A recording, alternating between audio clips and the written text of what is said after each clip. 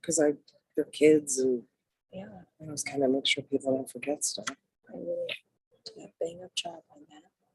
All right, I think we're good. So if I remember correctly, this one I to lower pretty early. Yeah, he's relatively brief. So yeah, he likes to do like the religious stuff after.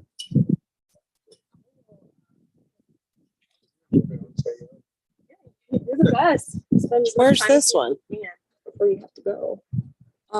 Oh, is it on the underneath? Yep.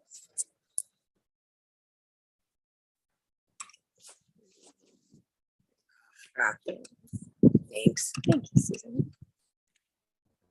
Try not to forget the hotspot this time.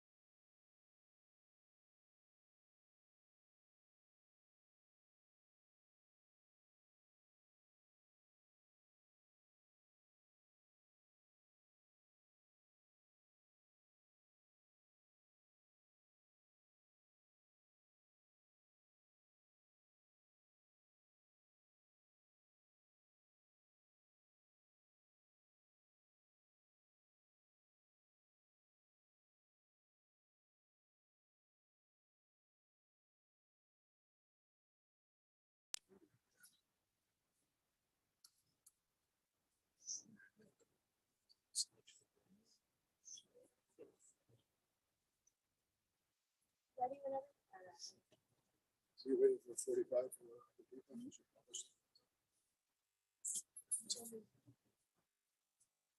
Maybe wait another 5 minutes. Or so. We're just gonna pause for a minute or two because we told people 45 and the people getting on the Zoom, you know. There's some people that are still driving. Hi. So as we're standing here, let me just say a few words.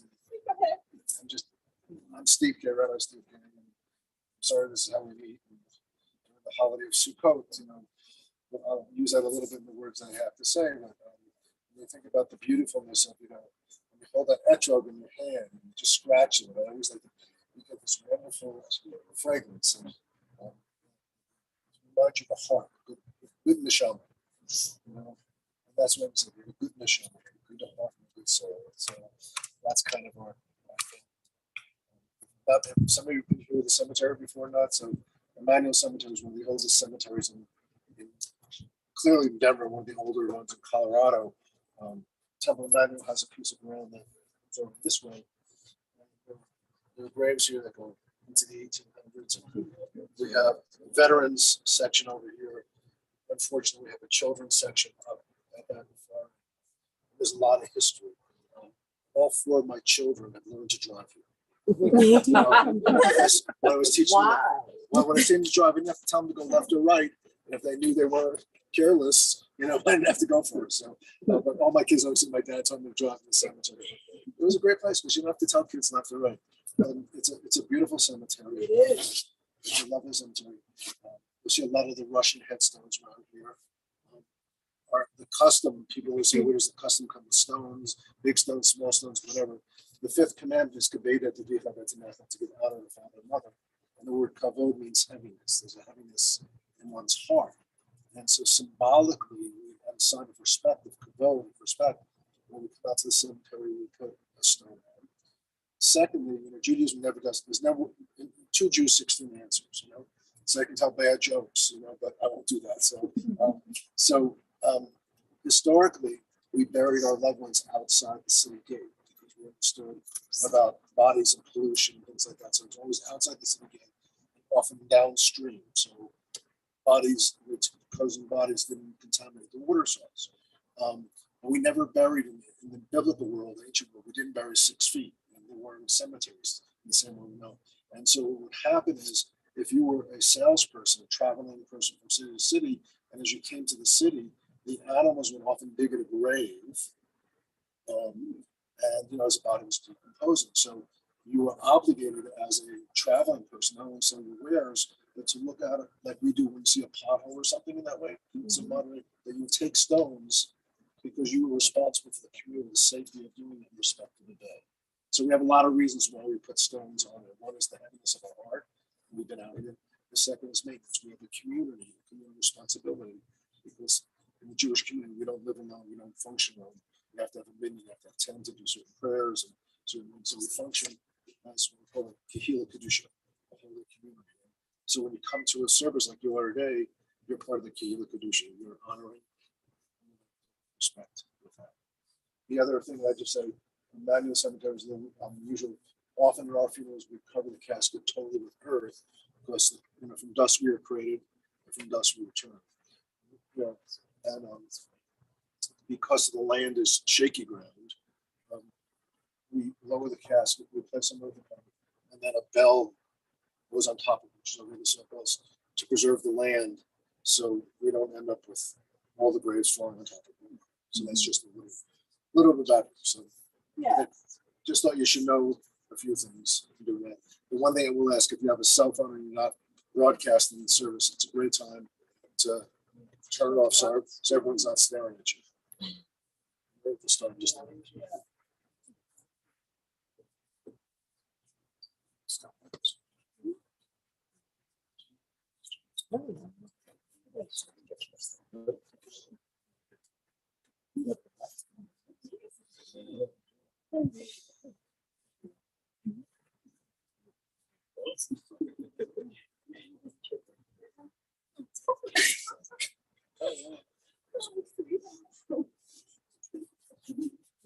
Bring in some checks.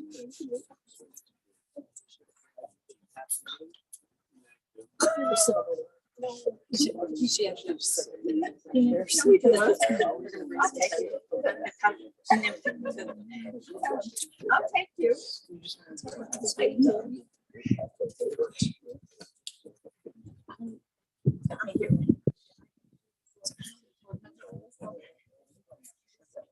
So just stay protected.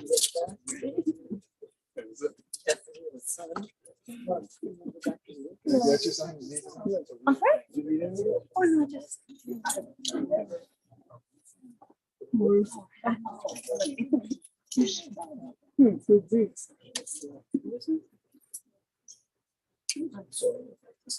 No, they're free.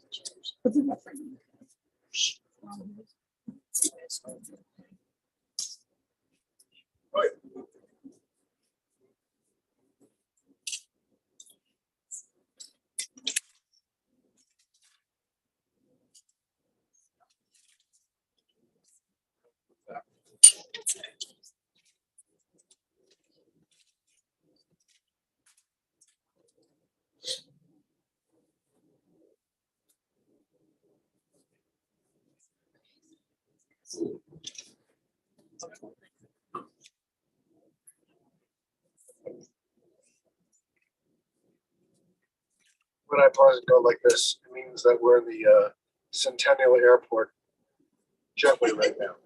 Over the years, I've learned that at certain times in the afternoon, they change the pattern into Centennial, which is on Arapahoe Road, and the jets fly over here. So.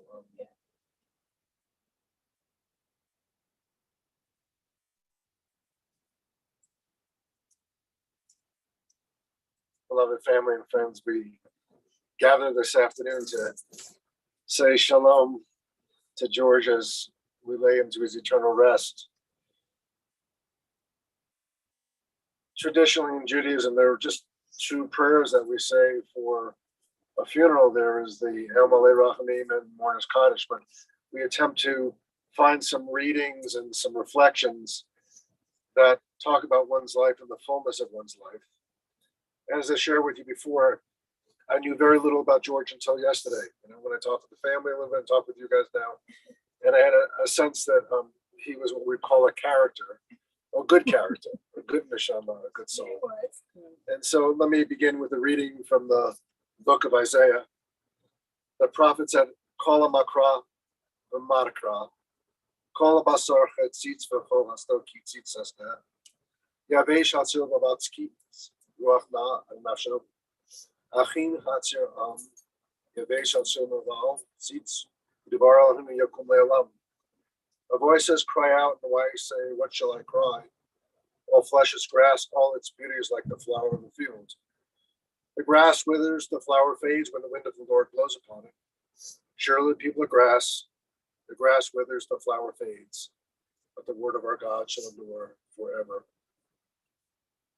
When the psalmists compose the beauty of the psalms that we use at different occasions, they were often thinking about the Judean hills, and if you've been to Israel, the Judean hills are magnificent. Well, for us who live in Colorado, this is October, and this is magnificent. And there isn't a time when we don't, lift up our eyes in the direction of west, not east towards Jerusalem, west, in this direction, that we don't feel God's presence. Those mountains daily change. The light on them at sunset, or in the morning, or the beginning of the first bit of snow, and we feel God's presence. And so we ask for God's presence as we come at this sacred moment. The psalmist, the 121st Psalm, said the words, Esa ene elachane me navo esri me imanunai osa shemayim v'aretz, Ayitain lamut reglecha ayinun shamrecha, hine lo yunalum lo shan shamer Yisrael, and I shmercha and seal them in Yemem Hashemesh lo rekeka baruch balala, Adonai yishmor mikol ra, yishmor nafshecha, tzecha, vocha, etav yadalam. I lift up mine eyes to the hills, and I lift up my eyes to the mountains. And where does my help come? My help comes from God, who has made this beautiful heavens and the earth and the place in which we're blessed to dwell. God does not let your foot be moved. God who keeps you will neither slumber nor sleep. Behold, God who keeps Israel, neither slumbers nor sleeps. The God, Lord is your shade. The Lord is your shade on your right hand. The sun shall not smite you by day, nor the moon by night. The Lord will keep you from all evil. God will keep your going out and your coming in from this time forth and forevermore. Who shall ascend the mount of the Lord, and who shall stand in God's holy place? This man that has clean hands and a pure heart, who is not taking God's name in vain unless he's telling a joke, and who is not sworn deceitfully. He that walks uprightly and works righteousness and speaks truth in his heart, that has no slander upon his tongue, nor does evil to his fellow, nor takes up reproach against his neighbor. Happy is this man that greatly fears God, that greatly delights in God's commandments. Unto the upright he shines as a light in darkness, gracious, full of compassion, and full of righteousness. And so one of the blessings that we have in life, and we know this so well, Dale, with your years of marriage, that we get to call each other names. So trying to be respectful at a funeral, but he was loved jokes and loved to have a sense of humor. And what are the names you can call someone? There are a lot of different kinds of names. Names when you drive, or names when the waitress comes over, sweetie, honey, whatever it is. Because I understood he loved to socialize with the waitresses and loved to nicely, engage with people. And we have lots of names that we're known by. But really, when you are a man who's committed in a loving relationship with the two of you over the years, with both the peaks and valleys, the name of a husband is really a great name. There is an Israeli poet by the name of Zelda, and she wrote this poem part in Hebrew, and I read a little in Hebrew, a little bit in English, because I think it's reflective of George. And she wrote, L'chol ish yesh shem shenatan lo Elohim, v'natnu lo v'avi v'imo. Each one of us has a name. We have a name that is given to us by God, and a name that is given to us by our mother and fathers of blessed memory. We each have a name given by our statue, and given by our attire, and given by our smile, and given by our sense of humor. We each have a name given by the hills, and given by the walls. We each have a name given by the stars, and given by our friends. We each have a name given by our sins and given by our yearnings. We each have a name given by our enemies and given by our love. We each have a name given by celebrations and given by our work. We each have a name given by the seasons and given by our blindness. We each have a name given by the sea, and now a name given by our death. And so, as I learned a bit about George, and I know he was an attorney, and he always had that barrister sense of what I call it, arguing, bantering within him throughout his life. What I heard was that he was one of the most generous people you could ever meet. Maybe that if you said, George, I like that shirt, he'd say, oh, take the shirt, almost he would take the shirt off the back for you. But he was generous in not just with his words and his respect, and supporting and giving to other people in ways that were known and unknown to others. That he was generous and he was kind. And this is a wonderful attribute to have, because right now during Sukkot, we take these 4 items. We take the lulav and the etrog. And the lulav part has the willow branch. And the willow branch tells us it's much like our body. For those of the Christian faith, think about when you have Palm Sunday. This is what it looks like a little bit, trying to help understand that tradition. And if you know anything about the willow branch, it has to be flexible. And so first, what I learned that was when George was a fighter, when he dealt with his illness, he did not give up. And something about a willow branch, it could be very flexible and roll with it and make the most of life. And it could be very stubborn at other times. And I understand when George wanted to say no, and people wanted to say, George, you'll do this. He would say, no, I'm not staying in hospice. I am not doing this. This is what I would do. And that was that. And then there are the RV items that go with the lulav. And one reminds us of what our eyes are. And when we get out of bed in the morning, do we see goodness or do we see the badness in the world? And if we know anything about this branch, is this little line, it's like the cup of life. We have to see first the goodness, how good it is to see. At the same time, if we're real, and I think George was always, he realized that the world was not always perfect and good, and that he could make a difference. The third item is we're reminded of the lips. What are the words that we say? And finally, we take this beautiful item, it looks like a lemon, but it's called the citron. Citron comes out of that. Temple Emmanuel, we're in their cemetery, but if you've ever been to the Botanic Gardens and you walk in on the left-hand side of the big thing, right outside, Temple Emmanuel grows etrogs here in Colorado. Not a whole lot of them. They're very interesting. And it looks like a lemon, but it has a pitome on the other end. It grows from the other end. And if it falls off, it's no longer usable. And sometimes when our body functions, we say maybe we're no longer usable. But I think George always found a way. My favorite thing to do, though, is when I take the etrog in my hand, I always give it a little scratch because the lemon is a wonderful fragrance and I pull the things together and I point in the 6 directions, north, south, east, west, and up and down. And I realize that God's presence is all around us. And God's presence only exists all around us when we're able to be flexible and speak kindness and seek goodness in the world.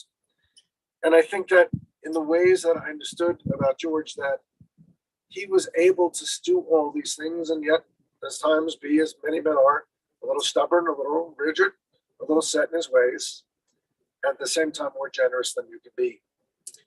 And so what do we do with this lulav and this etrog? And we were just talking about that before the service began. And Rafi and I were talking about, did you have a place to go eat your meal? Because you're supposed to eat your meals in the sukkah. Some people sleep in the sukkah, even if it's raining. Well, one of the things that when we look at the sukkah, it's a very temporary dwelling. We only dwell in it for 7 or 8 days. And it's fragile. Too much wind, and it falls apart. So I wasn't going to tell a joke, but I will because in his honor.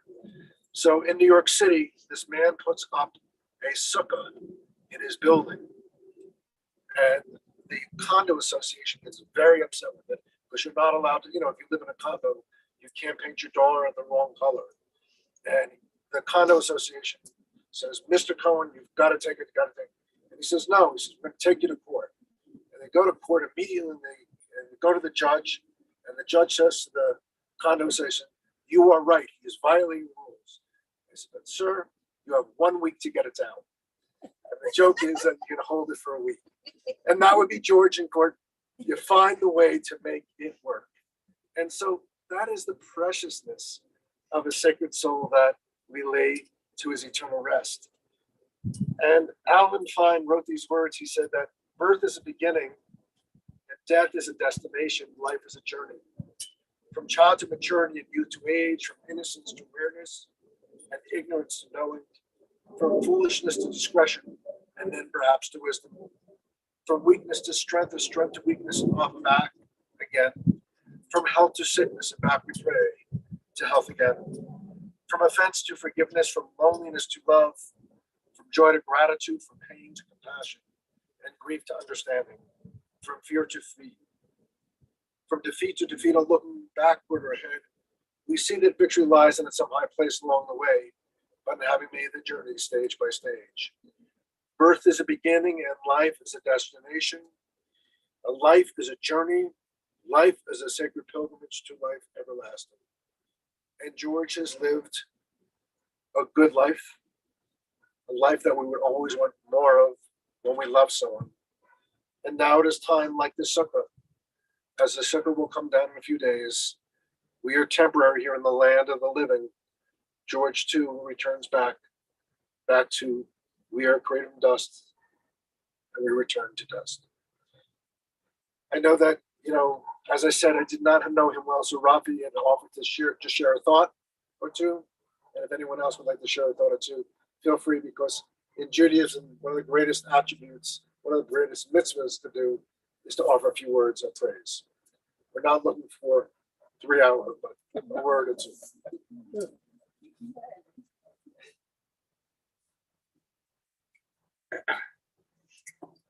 He sees the Chabad hat and he's worried that this might go on and on. My assistants here have books. Um, uh, I'm so glad I could make it here, and it's very special to be with my aunt. Debbie, you should put your hand on her right now.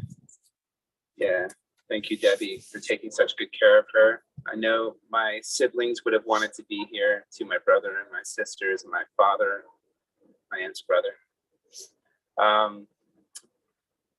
And you know, one thought I had was, you know, what a great job my family did at picking spouses, because I had a grandmother, a step grandmother. I didn't know she was my step grandmother until I was a teenager. Never felt like a step grandmother, grandmother Flora.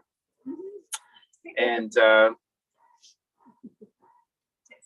when I realized what it meant, that she had a great personality. Her and George were buds, joking all the time,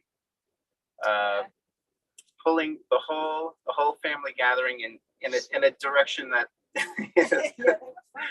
made the table topple over. When I realized what it meant, that I didn't have any of her, like literally her genetic material, like where's my koach from Grandma Flora, but she really did. She gave us a lot, but it was a real disappointment to understand these people who had been brought in so seamlessly. And George too was my uncle. I always knew as my uncle, and it was whatever he had a real strength and a power in his personality, in his perseverance, in his liveliness, that I was disappointed to find out wasn't inherently a part of mine. Of course, we have ours too. So it was very, very special.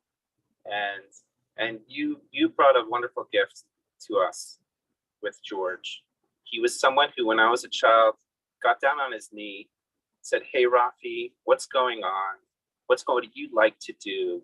This isn't something you heard regularly from adults in my generation. Even now, it's hard for adults to think about kids who aren't their own." And he did it at a time when it was very unique, and that was very special. And until a few weeks ago, he constantly called me regularly. Like every couple of weeks, I got a call from him. I'd try to entertain him a little bit, ask him what's going on, ask him about him. He would stop me from doing that, like stop trying to entertain him. And he would ask me, "What's going on with you? How are you? How are the kids? How is it really going?" It was really, really special to have that. And the praise he gave always came easily for him. And that meant something. That meant something to have in my life. So I want to thank you, Aunt Fuzzy, for bringing him into our lives and for being such an incredible example of a devoted wife. For, I don't know, it's been 25 years or so that he had a stroke and that he has been battling. He's such a fighter, and you were behind him the entire time, and you had to go through so much to do that. And you never, ever wanted the easy way out. Right until last week, when he could barely hang on, you wanted them to find a way to keep going, and it was time for him to let go. And it was the hardest thing for you to do, as much work as it cost you. And that is such an incredible example of devotion. It's amazing. So special. That's very special to everybody to see that.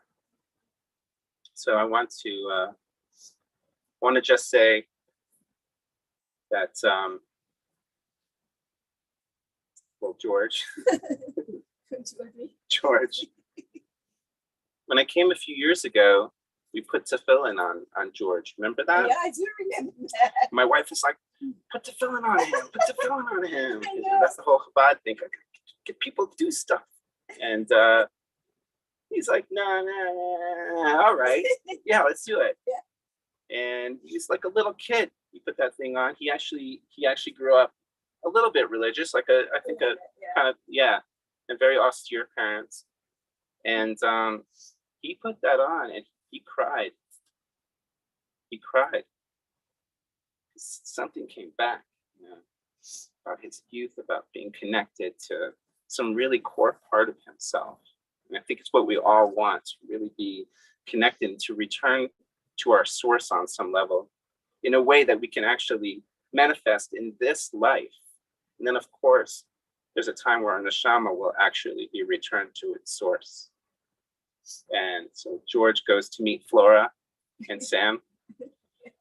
And that's really special to know that they're together again, right? Yeah, Florence said, yeah, for sure. And I say to everybody who knows him, I'm not going to explain this joke. I'm just going to say this. Finally, you're in balance. All the sides of you.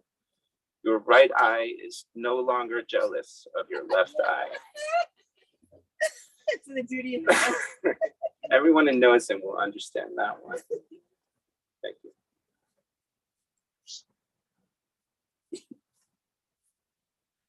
Ravi, I wasn't worried about the hat, but if you reached in your pocket and said everyone put on tefillin today, then it would have been considered if you were gonna have all of us put on tefillin. So Not doing Sukkot, so I know. got off lucky. I know we're really lucky so in doing it. So, you know, I want to also pause and give thanks to Jason for sharing so many insights with me and being present there. You were talking about Olam Haba, the world to come, and we never know what Olam Haba, the world to come is. We never know what we usually in the prayer, one of our final prayers, Gan Eden, but you talk about the family being all together. And so, because we're being respectfully humorous, and I want to always respect the dead in the funeral, there is a famous story of a friend, and imagine this being George. Friend goes to the warden who's in charge of the jail, and he's walking through the jail, and one inmate calls out 16, and everyone starts to laugh. Another inmate calls out 43, and everyone's in hysterics. The next one says 9. It's even funnier. So George says to the warden, he says, help me understand what's going on. He says, you know, we're here all for a long time, so we have one joke book, and the joke books are numbered. The jokes are numbered. And all you have to do is call out the number, and everyone knows the joke. So George goes, 36. Nothing. And the warden says it's all how you get the line. So the notion will be is George is up there, he'll be telling stories, he'll have his joke book, and he'll be with the family and telling wonderful things. And it is nice during this festival of Sukkot, this time of Zman Hirutin, of joining together, and we think about the harvest. That one of the greatest things we can harvest is really love. In our morning prayer and our evening prayer, after we say Ahavat Olam and Ahava Rabbah, that God's love is great and never ends. And that when we're blessed to have a partner, we're blessed to have a neighbor and people who move and travel together with, we think about love. These words were written, I think, are appropriate for George. It is a fearful thing to love what death can touch. It is a fearful thing to love, hope, dream to be, and to lose. A thing for fools us, and a holy thing to love. For your life has lived in me, your laugh once lived to me, your word was gift to me. To remember this brings painful joy. 'Tis a human thing, love, a holy thing, a Kodesh thing, to love what death has touched. And I wasn't sure if any of your friends wanted to say a word. Any thoughts? I'll say. Sure. Come on forward. But just don't say 17 because we don't know the joke. I don't have a hat. So it'll be brief. I wasn't sure I was going to do it, but Not that joke either. no jokes. But we did kick a lot around, but the theme with George is that he never, it was never about him, you know. And 40 years ago, I had a little, early on, when I first met George, I was just a kid, and he helped me out of a legal situation. And as we were departing the courtroom, several of the folks that were wearing recommended attire brought it to my attention that I was with a man that was quite a mouthpiece. And at my age, I didn't, really grasp it, but he really helped me out. But the thing about it was, as the years went by, if I ever brought it up, he just dissed it because it wasn't about him. I loved him.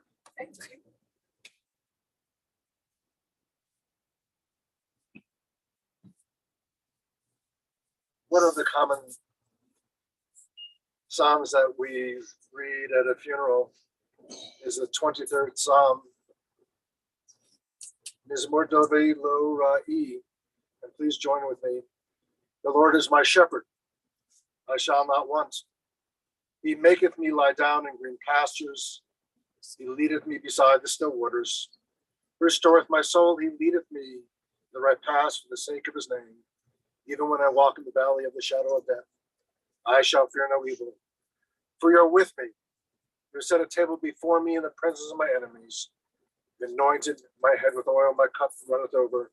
Surely goodness and mercy shall follow me all the days of my life, and I shall dwell in the house of the Lord forever.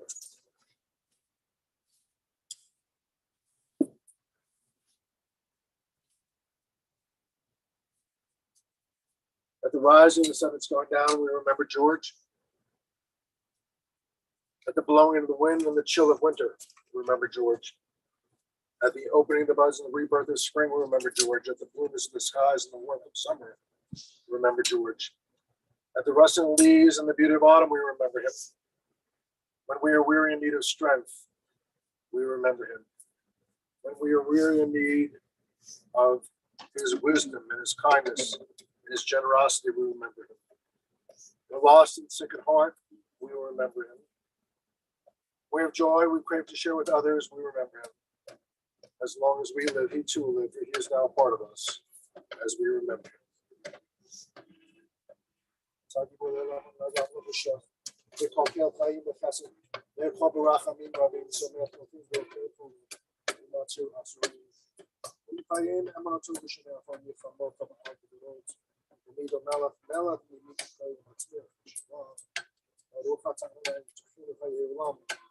Eternal is your power, O God, you are mighty to save. In love and kindness, you sustain us in living. In the multitude of mercies, you preserve us all. You uphold us the fallen and heal us the sick.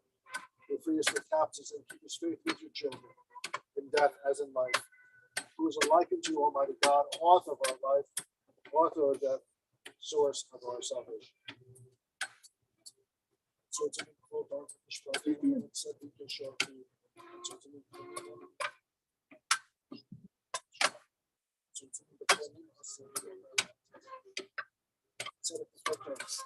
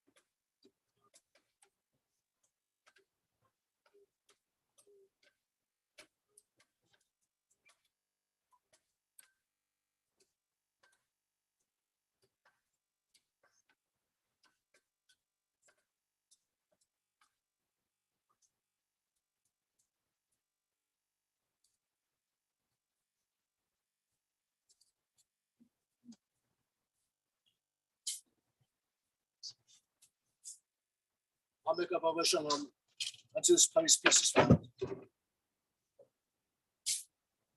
I know tonight, the Lord gives, the Lord takes. Praise the Christ's name. From dust we are created, and from dust we return.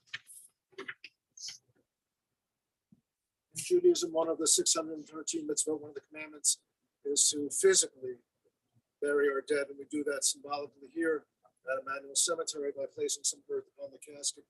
If you'd like to come forward and fulfill that commandment, you're welcome to do so. Guests are welcome to do so. We're going to hold the shovel out, and we can take some hand and place it upon the casket, and then we'll continue with the memorial prayers.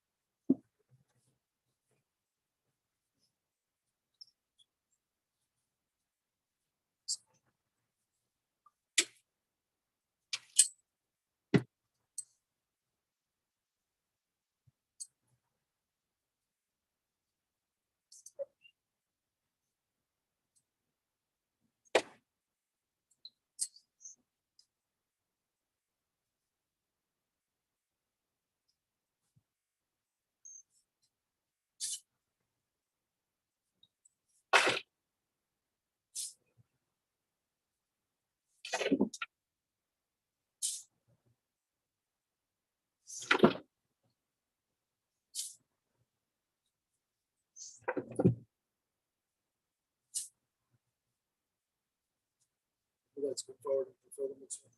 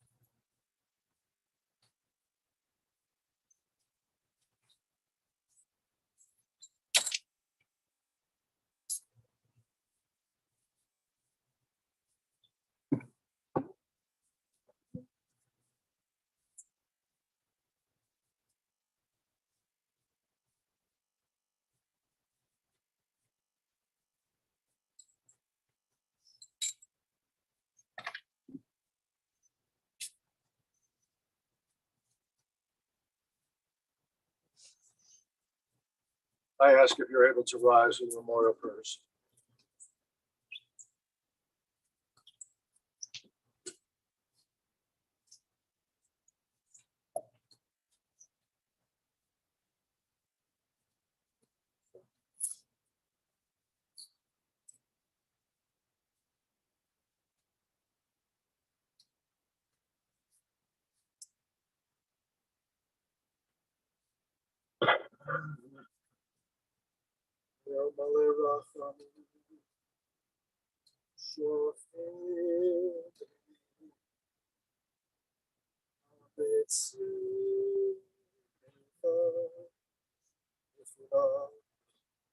תחת כתפיך השכינה, עם קידושין, צור הכיר באסירים, את נשמת ראשון בן פנחס ורבקה, שלח לעמו בסדר בסדר ויצרו ביצרו וחיים נשמתו באיכולתו וינוח בשלום המזכבו ונאמר a God full of compassion, eternal spirit of the universe, grant shalom, grant perfect rest in the wings of your presence to our beloved George who has entered eternity. Master mercy, let him find refuge forever in the shadow of your wings. Let his good neshama be bound up in the bond of eternal life. The eternal God is his presence, and as a sacred community we say, Amen. Words of the mourner's Kaddish. Yitgadal, Yitgadash, Shalei Rabban.